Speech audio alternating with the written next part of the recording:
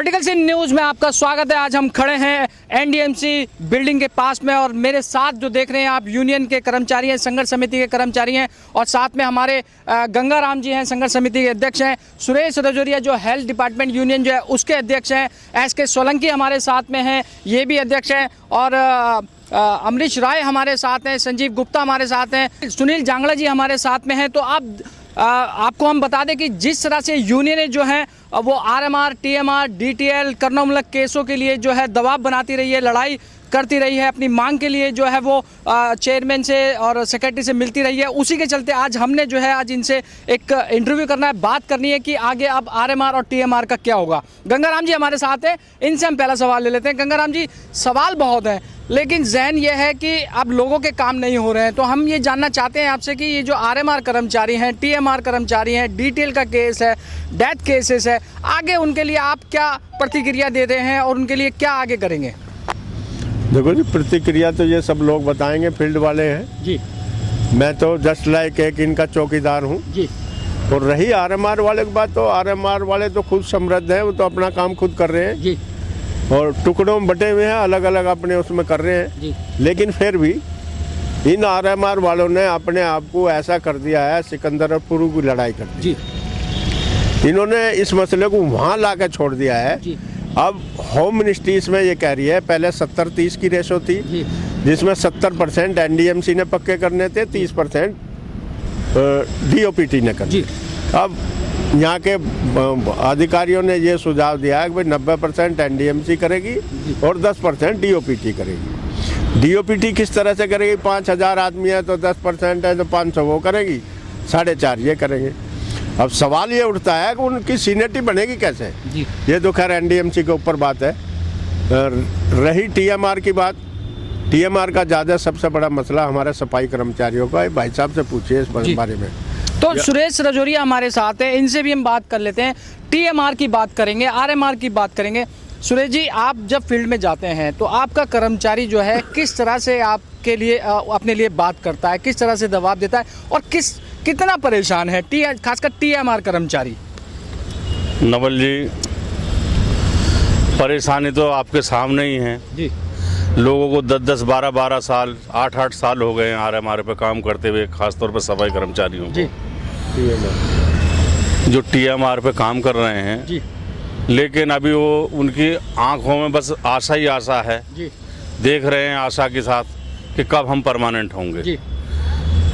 लेकिन नवल जी, मेरी एक बात समझ में नहीं आ रही। बहुत सारे समझदार यहाँ आ गए हैं, जो अफसरान हैं बहुत समझदार आए हैं यहाँ। नई दिल्ली नगर पालिका जितनी भी भारत सरकार की हैं जी।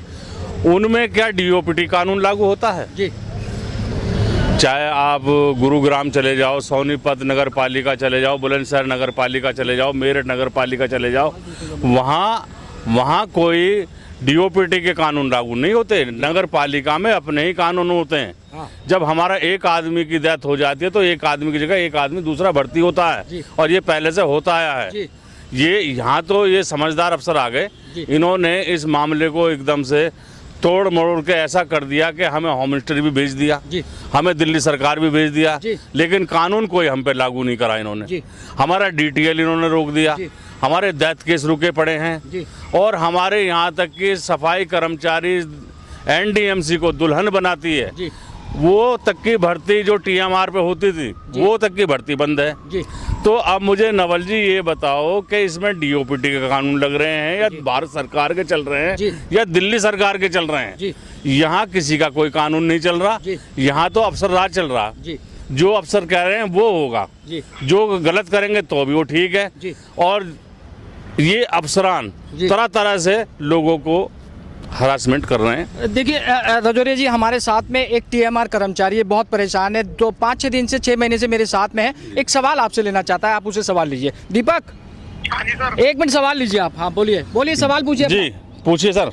सर मेरा गंगाराम जी से सर ये सवाल है सर। गंगाराम जी से सवाल है, 1 मिनट। हाँ गंगाराम जी सवाल बताइए। सर गंगाराम जी से सवाल है सर, हम यूनियन में मैं इलेक्ट्रिकल डिपार्टमेंट में पिछले 6-7 साल से वर्किंग कर रहा था जी। ठीक है, अब इन्होंने सर्कुलर निकाला 2014 31 जनवरी तक के जितने भी 500 कर्मचारी हैं टीएमआर के वो आरएमआर होंगे जी।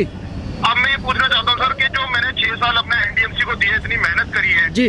अगर मेरे फरवरी में डेज होते हैं 500 दिन कंप्लीट और मार्च में होते जी। हैं तो सर मेरा क्या तात्पर्य है कि मेरे को नौकरी मिल पाएगी नहीं मिल पाएगी जी। और इन्होंने एक सवाल मेरा और भी है कि जो 500 डेज का इन्होंने ऑर्डर पास कराया है जी यूनियन वालों ने या एनडीएमसी ने कराया, चेयरमैन साहब ने करा था जी। तो सर जो पिछले 10-10 साल से 15-15 साल से 500 डेज करके जा चुके थे लोग 2001 में 2 में 3 में, ठीक है, उनको भी राउंड फिगर में ले लिया गया जी। और जो प्रेजेंट में काम कर रहे थे हम जैसे कर्मचारी जी। तो हमें सर उठा के निकाल के बाहर फेंक दिया गया जी। तो सर हमारा तो टाइम खराब हो चुका है ना, अब हम क्या करें या किसके पास जाए क्या करें। जी। तो गंगाराम जी देखिए कितने लोग परेशान हैं, ये टीएमआर कर्मचारी है, इस तरह के सवाल हमें लेने पड़ेंगे क्योंकि लोग आप तक आते हैं, बात करते हैं, पहुंचते हैं और अपने सवाल पूछते हैं। अब इस पर आप क्या क्या कहना है? देखो भैया, बात यह है 31 जनवरी 2014 तक आपके 500 दिन नहीं हुए थे, इस वजह से आपको कंसिडर नहीं करा गया। जी 2014 के बाद में मस्टोल ही नहीं है।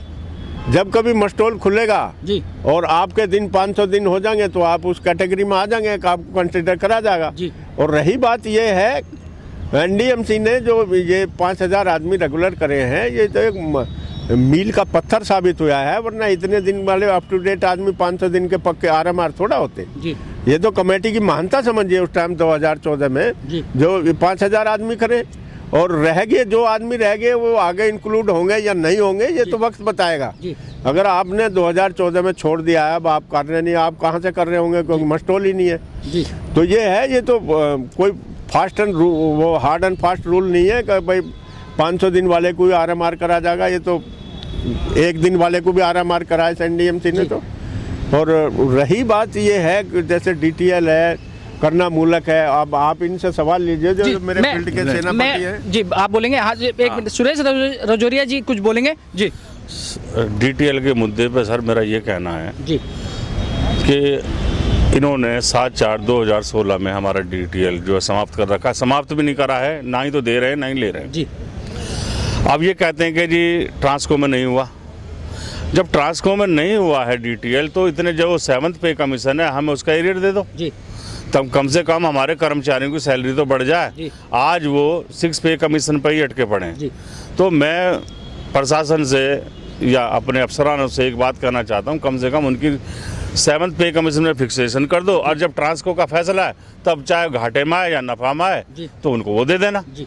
तो इस बात के लिए शायद ये राजी हो सकते हैं। जी। तो एसके सोलंकी हमारे साथ में है। सर आप बताइए कि आपके डिपार्टमेंट के लोग आपको किस तरह से आपको खींचतान कर रहे हैं या बात कर रहे हैं, क्या आगे होगा आपके डिपार्टमेंट का? देखिए हमारे यहाँ पे जब ये चेयरमैन साहब नए आए तो लोगों को विश्वास हुआ कि अभी आरएमआर टीएमआर के पक्के होंगे। रही प्रमोशन की वो हमारे यहाँ सही हो रहे हैं, लेकिन मेन जो है आरएमआर टीएमआर का मुद्दा है, वो बेचारे परेशान हैं। अभी बीच में पीएफ का रपड़ा हुआ था तो पीएफ की मैं मीटिंग में जो मेंबर हूँ पीएफ का, तो मैंने वहाँ उठाया तो 15 दिन में वो ठीक हो जाएगा।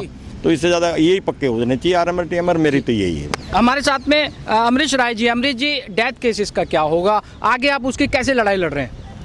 डेथ केसेस का तो हम हर मुद्दे को इसको उठाते हैं, जितनी बार भी हम अधिकारियों से मिलते हैं या कोई भी ज्ञापन देते हैं इस मुद्दे को हम उठाते हैं। बाकी अगर देखी जाए तो उनकी आर्थिक हालत इतनी ख़राब हो चुकी है, जिनके घर में डेथ हुई वही लोग जानते हैं। बहुत बुरे हालातों में वो गुजर रहे हैं। तो मैं तो प्रशासन से यही अनुरोध करूंगा कि उनकी तरफ भी ध्यान दें और उनको भी, चाहे आरएमआर लगाया जाए, चलो 5% कोटा है, हम उस बात को मानते हैं, लेकिन कम से कम उनके जो आश्रित हैं उनको आरएमआर पे तो लगा ही सकते हैं। जी। आप संजीव गुप्ता जी हमारे। संजीव जी, डिपार्टमेंट लिए आपके लिए क्या अब दिक्कतें आ रही हैं और किस तरह से आप इस लड़ाई को आगे लड़ेंगे? दिक्कतें हमारे यहाँ तो जैसे हमारे मिनिस्टर ने बोला करना मिला अधिकार का, हमारे इलेक्ट्रिक में जो डेथ होती थी पहले ये होता था, डेथ होने के बाद उसके फादर की जगह उसको लगा दिया जाता था, मगर उसके बाद वो ख़त्म कर दिया इन्होंने सिस्टम। उसका ख़त्म करने के बाद आरएमआर भी नहीं लगा रहे हैं जी। तो अब फील्ड में हम जाते हैं तो हमसे पूछते हैं लोग बाग, तो हम कहते हैं उनको कि भाई अब बात चल रही है हमारी, मगर यहाँ से कोई आश्वासन नहीं मिलता डेथ केस के ऊपर। और हमारे डेथ केस के जो एम्प्लॉई हैं, जो उनके परिवार हैं, उनकी फाइनेंशियल कंडीशन इतनी ख़राब है कि वो आरएमआर भी लगने के लिए तैयार है, मगर वो आरएमआर भी नहीं लगाते। तो इसलिए हम तो एडमिनिस्ट्रेशन यही कहेंगे, गुजारिश करेंगे कि हमारे डेथ केस को देखा जाए। जो डेथ केस हमारा वो स्मार्ट सिटी में काम कर रहा है, हमने दिल्ली को चमका रहा है, और फिर उसकी जगह कोई उसकी फैमिली बेकार हो रखी है। तो हम तो यही कहेंगे कि वहाँ से जो कर्माधिकार है उसको लगाया जाए जैसे पहले लगाते थे। सुनील जी हमारे साथ हैं। सुनील जी, आप जिन नए जो चेयरमैन साहब आए हैं उनसे आप क्या अपेक्षा रखते हैं? अब नए चेयरमैन साहब आए हैं, नई काउंसिल आएगी तो उससे यही उम्मीद है कि आरएमआर और जो ये डेथ केस का जल्द से जल्द सोल्व किया जाए, क्योंकि आरएमआर वालों को भी 6 साल तो आरएमआर के करीब ही हो गए और उससे पहले भी 10, 12, 14 साल, आधे ज़्यादा लोग 50 की एज में आ चुके हैं। अब उनको क्या तो सर्विस मिलेगी, क्या सुविधा मिले, तो जल्दी से जल्दी उनका होना चाहिए। हमें तो उम्मीद है शायद पहली या दूसरी जो भी काउंसिल होगी उसमें मुद्दा हो जाए हमारा। जी गंगाराम जी, मैं एक सवाल ले लेता हूँ आपसे। देखा जा रहा है कि अब जो कर्मचारी है उनका विश्वास यूनियनों पे से उठ रहा है। देखा मैं कई बार ये देख रहा हूँ कि लोग अपना अलग अलग इंडिविजुअल जो है जाके मिल रहे हैं, बात कर रहे हैं, चेयरमैन से मिलते हैं। यूनियनों का जो ग्राफ है वो बढ़ रहा है या कम हो रहा है या ज़्यादा हो रहा है? मैं एक सवाल आपसे लेना चाहूँगा। अब यूनियनों का ग्राफ तो आपने देख लिया, क्या व्यूज है लोगों के। जी देखो जी, करनामूलक आधार का अभी 3-4 दिन से रिसप्लिंग हो रही है जी। एक नया कानून बन रहा करनामूलक आधार का जी जो 1 जनवरी 2006 से पहले के हैं उनका एक स्लैब है जी। जो 6 से 2016 के हैं उनका एक स्लैब है जी। और जो 2016 से अप टू डेट है जी। उनका एक स्लैब है जी। वो स्लैब इस तरह से बनाया हुआ है, पहले डेथ होती थी 6 पे कमीशन में या 5 पे कमीशन में, तो उन्हें पेमेंट ज़्यादा होती थी तो उनके नंबर ज़्यादा होते थे उसमें, उन्हें तनख्वाह ज़्यादा थी। और जो ये पिछले लोग हैं जो 16 के बाद के लोग हैं उन्हें बेनिफिट कम होता था। तो ये हो रही है, ये तो अच्छी बात है, खैर मैं नहीं कह रहा, ये जग रहे हैं। लेकिन क्या जग रहे हैं? 3 साल से कमेटी काउंसिल उसकी सब कमेटी की मीटिंग नहीं हुई है, एक आदमी लगाया नहीं है। ये बात यहाँ होगी, ये चले तो ठीक है। और रही ये आरएमआर की बात, मैंने जैसे बताया 90 कार 10 का वो है, अगर वो भी परवान चढ़ जाता है कोई बात नहीं, चलो हम इसे भी मान लेते हैं, ये भी कर दे, कमेटी करे तो सही। रही डीटीएल की बात, डीटीएल का मसौदा इन्हें वापस बुला के, क्यों वापस बुला के मानना पड़ेगा? उसके कई कारण हैं। एनडीएमसी का जितना बजट है उससे दुगना तो रिकवरी है, एनडीएमसी को लेना है जी। अब आप बताइए 600-700 करोड़ रुपए का जो बेनिफिट दिखाते हैं एनडीएमसी को, जितने का बजट है एनडीएमसी का उससे दुगने की रिकवरी है। 1700 करोड़ रुपए की तो रिकवरी इसकी है स्टेट की जी। इतनी है टैक्स की जी। 2-3 हजार रुपए बिजली पानी की है रिकवरी है हमारे पास में जी। तो हम तो लेनदार हैं, माफ थोड़ा कर देंगे, अरविंद केजरीवाल थोड़ा है जो माफ कर देंगे जी। ये तो लेनदार हैं हम जी। तो मेरा ये कहना है डीटीएल वाला मसौदा वापस बुला के उसे पास करके उसे लागू करना चाहिए। और मेरी इनसे सबसे जो महानुभाव हैं, भिन्न भिन्न तरह के भिन्न भिन्न यूनियनों के जो नेता है, इनसे मेरा ये कहना है, नोटिस हम कई दफ़ा दे चुके हैं जी। लास्ट में हमने 3 तारीख को नोटिस दिया है, उस पर तत्काल कार्रवाई करें, प्रेशर बनाए एडमिनिस्ट्रेशन पे और अपनी डेट डिसाइड करें जी। करनामूलक केस तुरंत होने चाहिए। आरएमआर वाली जो मसौदा है उसे नोटिफाई कराना चाहिए इन्हें बिल्कुल जल्दी से जल्दी, क्योंकि बहुत साल हो गए लोगों को। मैं रजौरिया जी से एक सवाल ले लेता हूँ। रजौरिया जी, देखिए सबसे बड़ी जो आप जो हेल्थ की जो है जिम्मेवारी समझते हैं, स्मार्ट सिटी जो भी मतलब इस टाइम हेल्थ की जिम्मेवारी है। नहीं, जिम्मेवारी अगर ये उठेंगे तो हड़ताल होगी, नहीं उठेंगे तो नहीं होगी। नहीं, मैं एक सवाल ये ले रहा हूँ आपसे कि हेल्थ जो है वो डिपार्टमेंट जो है वो सबसे योगदान उसका रहता है सफाई को लेके, और भी कई भिन्न भिन्न प्रकारों में उसका रवैया रहता है। आप अपने हेल्थ डिपार्टमेंट की तरफ से मतलब आप चेयरमैन से बात करेंगे, किन से बात करेंगे, क्योंकि कहीं ना कहीं आपकी जिम्मेवारी भी बनती है। देखिए नवल जी, जिम्मेवारी इस वजह से बनती है, जिम्मेवारी कारण है जी। एक कारण तो ये है कि इनका वर्क जो होता है सूरज निकलने से पहले शुरू होता है। जब आदमी का इनका 10 बजे शुरू होता है, इनका पहले जब तक खत्म हो चुका होता है जी। अभी आपने नवल जी एक बात कही जी कि हेल्थ की क्या जिम्मेवारी है जी। हेल्थ की जिम्मेवारी तो सारी जिम्मेवारी हेल्थ की है जी। लोग सो कर नहीं उठते और हमारे लोग जो ना सड़कों पे होते हैं जी। और वो मेरे ख्याल से 6:30 बजे, मेरे ख्याल अब 7 बजे की हाजिरी हुई है जी। 7 से 3 जी। और 7 बजे मेरे ख्याल से रजाई छोड़ने का जी नहीं करता होगा जल्दी से जी। ये इस महीने में जी। तो सबसे पहला फंक्शन तो हेल्थ डिपार्टमेंट का होता है जी। क्योंकि उस सड़क पे सफाई व्यवस्था करनी है, टॉयलेट जाना है, ये करना वो करना, जितना भी सफाई से रिलेटेड काम है और दवाई गोलियों का काम है, जितना भी है सब हमारा सबसे पहले स्टार्ट होता है। और सबसे पहले हम अपने काम को अंजाम दे देते हैं कि भाई अब नई दिल्ली साफ हो गई बिल्कुल बढ़िया तरीके से जी। उसके बाद काम स्टार्ट होता है ऑफिस का, हॉर्टिकल्चर का, सिविल डिपार्टमेंट का, लेकिन सबसे पहला काम हमारा होता है। और हमारे ही कर्मचारी परेशान हैं जी। हमारे कर्मचारी इतने परेशान हैं, उनकी भर्ती बंद कर रखी है, उनका डीटीएल काट दिया। जी। डीटीएल 1972 में भाई साहब हमने 1.5 दिन की हड़ताल में लिया था। 66% जिसको कहते हैं। ट्रांसको आ गया तो अब कहने लगे डीटीएल, नहीं तो पहले 66% कहते थे, शिव शंकरन स्केल। जी। लेकिन अब जो भाषा बदल गई, पढ़े लिखे अफसर आ गए, अब हम भी कहने लगे जी डीटीएल, क्योंकि डीटीएल के 2 भाग हो गए। जी। रहा सवाल ये कि हमें सैलरी वही पंजाब एक्ट से मिल रही है, आज भी मिल रही है। जी। लेकिन 7/4/2016 से जो हमारी फिक्सेशन बंद कर रखी है इन्होंने, जहाँ पहले से खड़े हुए थे, आज भी हम वहीं खड़े। हम इनको कह रहे हैं कि वो डीटीएल हमारा चलो बाद में हो जाएगा, जब वहाँ से कमीशन आ जाए तुम हमारा पहले से दे दो, 7th पे कमीशन में जोड़ के दे दो। जो बेचारे रिटायरमेंट हो रहे हैं, जिनकी प्रमोशनें होनी है, उनको कम से कम लाभ तो पहुँचे, कुछ तो लाभ पहुँचे, लेकिन इनके करके राजी नहीं है। अब हमें चेयरमैन साहब ने, हम मिले थे, उनका स्वागत किया हमने। उन्होंने कहा है कि आप मीटिंग का टाइम ले लो और अब हम इसको यहीं निपटाने की कोशिश करेंगे। जी। अगर उन्होंने हमारी मीटिंग ली और उन्होंने हमें टेबल पे हमारी बातें मान ली और हमारी बातें जायज़ हैं, अगर उनको लगता है कि हाँ भाई ये जायज़ हैं मांगे, तो हम उनका धन्यवाद करेंगे, हार फूल माला से स्वागत करेंगे। जी। गंगाराम जी, मैं एक सवाल ले लेता हूँ। मुझे 500 लोग ये बात बोल चुके हैं, जो आरएमआर कर्मचारी हैं उनका पक्का ना होने का कारण डीटीएल है। मुझे 500 आदमी ये बोल चुके हैं। मैं एक सवाल ले लीजिए, पहले मैं सवाल ले लेता हूँ। उनका ये कहना है कि जो आरआर बने वो डीटीएल के आधार पे बने। हमें डीटीएल जो है हम पक्के होने के बाद भी ले लेते। ये जो मैं सवाल ये ले लूँ, पहले सवाल ले लूँ। जो DSSB जो अधीनस्थ बोर्ड है, उसने भी इस बात का वो करा कि भाई ये मामला NDMC का है। जो आरएमआर कर्मचारी है, उनका ये कहना है कि अगर हमें डीटीएल के लिए हम ये यूनियन अगर डीटीएल का फड्डा नहीं डालती तो हम शायद पक्के हो जाते। 500 लोग मुझे बोल चुके थे। इस पर आपका क्या कहना है? नहीं तो अलग अलग हो जाओ, डीटीएल वाले अलग हो जाओ, आरएमआर वाले अलग हो जाओ, होने बचने दे लड़ाई। जी।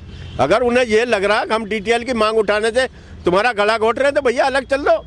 हम अपना अलग कर लेंगे, हम तुम्हारी डिमांड डिलीट कर देंगे। अगर उन्हें ये लग रहा है हम डीटीएल मांग रहे, हम मतलब पैदा हुए डीटीएल में, तुम तो अभी पैदा भी नहीं हुए, तुम हमारे से टक्कर ले रहे हो। ये बुनियादी, पहले तो बुनियाद इनकी गलत हुई है। इनके आरआर बने, आरआर इनके वही थे जो पहले से बने हुए हैं। ये जो तुम कह रहे हो ये ठही करे, हम भी सुनते हैं, पर हम तो ये कहते हैं अपने बाल बच्चे, हमें क्या वो उस बात से है। अगर इन्हें ये लगता तो करे, लड़ाई लड़े, लेकिन हमारा भी कोई राइट है, हम तो लड़ते रहेंगे। आप अपनी लड़ाई लड़ना चाहते हैं, लड़े। और मैं केजरीवाल जी को कहता हूँ, बार बार वो एक लुभावना सा देते हैं। काउंसिल की मीटिंग है 14 तारीख को, 7-8 मीटिंग क्यों हुई? लाए ना प्रस्ताव आरएमआर का, लाए ना करना मुल्क का, लाए प्रस्ताव जो लाए। और एक वो है टीएमआर का, टीएमआर क्यों नहीं खुलवाते? आउटसोर्स बंद क्यों नहीं करते? करें, हमसे चैलेंज कर रहे हैं। काउंसिल काफी दिनों बाद होने जा रही है, कई महीनों बाद होने जा रही है, क्या काउंसिल में इस मुद्दे को उठाया जाएगा या एक भी केस काउंसिल में लगाया जाएगा? जो केजरीवाल के 2 आदमी वही उठाएं तो सही। हम तो उठाने से रहे, हम तो बाहर हाउल्ला कर सकते हैं, उठाए जिसकी मर्जी है जो करें। हम तो उठा देंगे मुद्दा। हम तो मुद्दा हमें अंदर बुला ले, जितने भी यूनियन के लोग हैं, चाहे हम सारे कुछ भी करें, हम एक दूसरे के हाथ पर जोड़ लेंगे, हमें बुला लें वो अंदर। हाँ, हम अंदर अपना फैसला दे देंगे।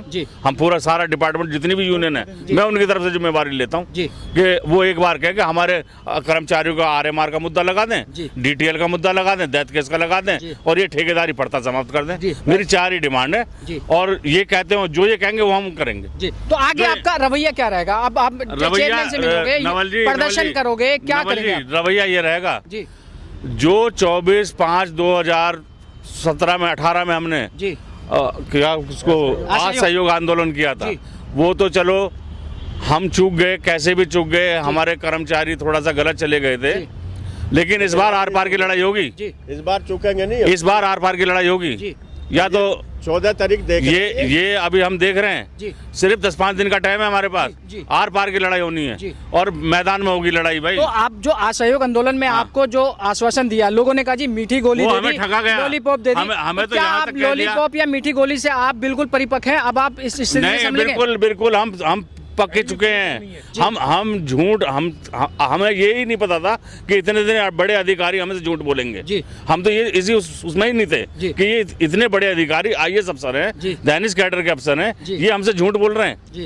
खुद चेयरमैन साहब मेरी मिनट्स बनाने गए थे और मुझे हमें अपने कर्मचारियों को बातें सुनने को मिली हैं कि जी पैसा खा गए, हम लुट गए, हम बिक गए। अरे भैया, हम लड़ तो तुम्हारे ही लिए लड़ रहे हैं, और जितनी भी लड़ाई लड़ी है शायद हमने इस कर्मचारियों की नहीं लड़ी है, हमारी अपनी नहीं लड़ाई कोई नहीं है। उन्होंने क्या कर लिया, उन आरएमआर वर्कर ने जो भाटी के पास जाते थे, करण सिंह तंवर के पास जाते थे, दूसरे दिन के पास जाते थे, उन्होंने क्या कर लिया, क्या पैदा करा? तुम्हें वहाँ भेज दिया ना होम मिनिस्ट्री में, अब करा लो वहाँ से। होम मिनिस्ट्री प्रदर्शन करे ना, 5000 आदमी थे भाटी साहब ने कि जी मैं कंक्रीट रिपोर्ट देता हूँ, मैं कंक्रीट रिपोर्ट दूंगा, मैं ये करूंगा। आज भाटी साहब भी चले गए, मेरे ख्याल से रिटायर हो गए यहाँ से एनडीएमसी से, वो मेंबरशिप भी खत्म हो गई। चलो अच्छा, वो दोबारा आ जाए, हम तो बधाई देंगे। 5000 आदमी एक दिन इकट्ठे हो जाए यहाँ, भला कमेटी ना करे, एक दिन इकट्ठे तो हो, लेकिन ये इकट्ठे नहीं हो रहे। उनका वजन का हमें पता है, कितने लोग व्हाइट कॉलर है, कितने काम कर रहे हैं, किसके घर कर रहे हैं, हम सब जानते हैं, सब हकीकत। हमारा मुंह मत खुलवाओ। ट्रेड यूनियन वाला इतना बदमाश होता है, सीआईडी वीआईडी सब चीज की जेब में रखता है। हमें पता है कितने अफसरों के पार काम कर रहे हैं, कितने हॉर्टिकल्चर वाले कहाँ जा रहे हैं, कितने सफाई वाले कहाँ जा रहे हैं, हम सब बात को जानते हैं। और चैलेंज है, तुम करा के दिखाओ, अपना करा के दिखाओ। हम तो डिमांड उठाएंगे, क्योंकि हम भी उनमें से हैं, हमारे भी वार्ड हैं, हमारे भाई बंधु उनमें से हैं।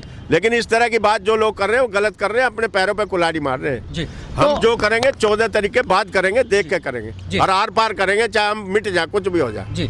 तो अब 14 तारीख का जो इंतजार किया जा रहा है, काउंसिल मीटिंग में जो है उसका वेट किया जा रहा है। सुरेश रजौरिया जी ने भी अपनी बात करी है, गंगाराम जी ने भी बात की है। जो लड़ाई है आरएमआर की, टीएमआर की और कर्नोमूलक केसों की, उसकी लड़ाई के लिए अब यूनियनों ने कमर कस ली है। देखना यह है कि अब ये किससे ऊपर मिलते हैं, आला अधिकारियों से किनसे बात करते हैं, और आगे इनका रवैया क्या रहेगा, प्रदर्शन करते हैं या भूख हड़ताल करते हैं, ये इनके ऊपर छोड़ा जाएगा। कैमरामैन राजू के साथ मैं नवल हंस, एनडीएमसी बिल्डिंग।